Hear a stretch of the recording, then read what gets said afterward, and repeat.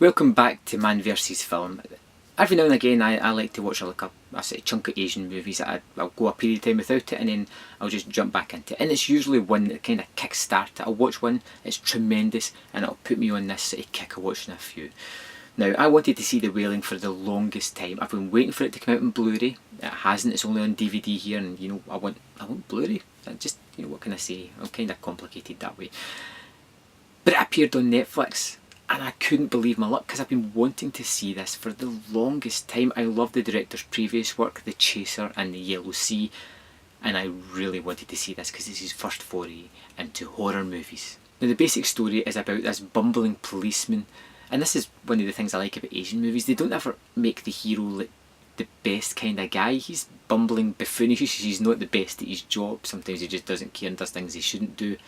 But he's the hero of the piece, and it's about him and his daughter now, and the town in general as well. And he lives in a small town outside of Seoul, and something is happening there. People are murdering their full families, and they're coming out in this weird rash on their skins, and he's one of the policemen investigating this and trying to figure out what is happening. And he hears these stories about a Japanese man that's moved into the village, and this has all started since he moved in. And then he starts to hear stories of ghosts and ghosts affecting people and causing people to be possessed and cause all these murders. And it's all about rumours and faith and things like that mixed into it. And it is absolutely terrific. I'm going to try and keep this as spoilery free as I possibly can, but I urge you to check this out as soon as you can. There is some stunning photography on this, and I mean exquisite. Some of it could be take the scenes and hang them up in your wall as art. They're that magnificent.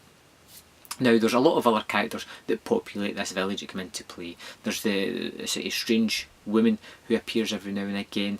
You have the daughter, who I think is absolutely marvellous in this movie. She needs to play somebody that kind of gets a little bit possessed throughout the movie, and she does it excellently for such a young girl. Then we have a shaman who comes into the movie, say midway through, and he's just absolutely terrific. And they do this really intense exorcism midway through, which is just thumping with chanting, drums beating, screaming people as it cuts between every different character that's going on here. And literally I couldn't look away from it.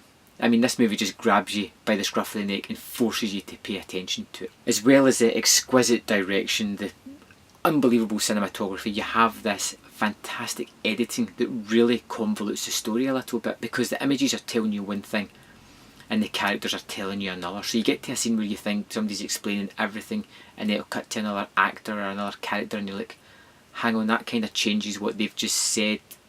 And it is filmmaking at its best. It uses every aspect to hone this story and to make it the best version of this movie that it could possibly make. At the end of it, I was left breathless, confused, unsure of what I just saw, but at the same time sure that I'd saw something that was absolutely terrific.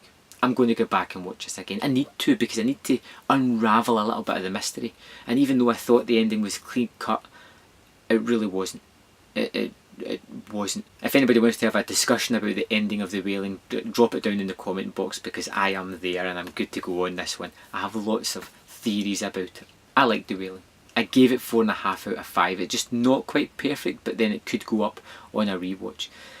I liked all the actors in it. They're all very, very good. I loved the cinematography, the direction, the sound mix, just the way the scenes were shaped and put together, the editing, everything about it was terrific and really helps tell this tale. I loved all the characters in it. I loved the woman that appears. I loved the Japanese man who doesn't get to do or say much. I loved the set design, the creepy little huts with the secret doorways that lead into all sorts of mysterious things that I am just not going to tell you about it because it's not fair.